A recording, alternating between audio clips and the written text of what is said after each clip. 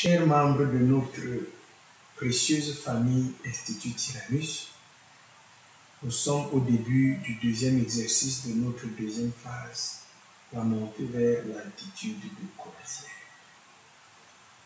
Cette phase doit naturellement nous conduire vers la troisième phase qui sera la phase de la vitesse de croisière.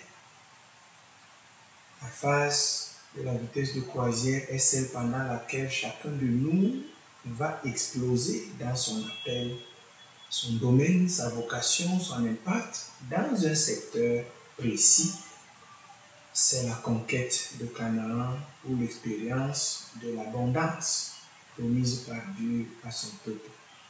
C'est ce qui explique le thème de cet exercice, entrer dans ma destinée par mon intimité avec Dieu, tiré de Romains 12, 1 à 2.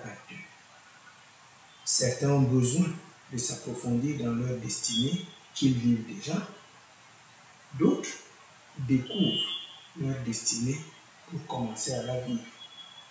Pendant cet exercice, d'autres doivent être affermis pour pouvoir découvrir leur destinée et la vivre. D'autres encore doivent passer par une conversion authentique qui va déclencher le processus.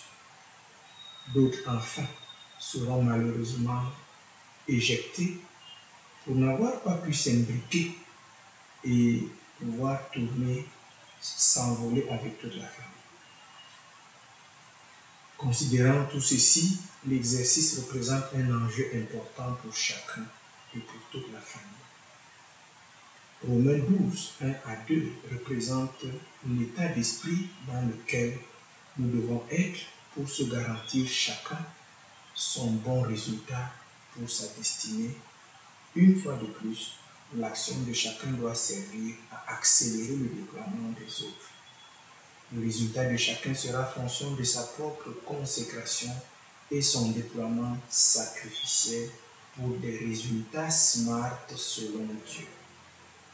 Le défi du tyrannicien et la page 11 du manuel du GI2 facilite le travail pour ceux qui, d'un cœur sincère, veulent relever les défis de l'exercice en cours et toute la phase 2.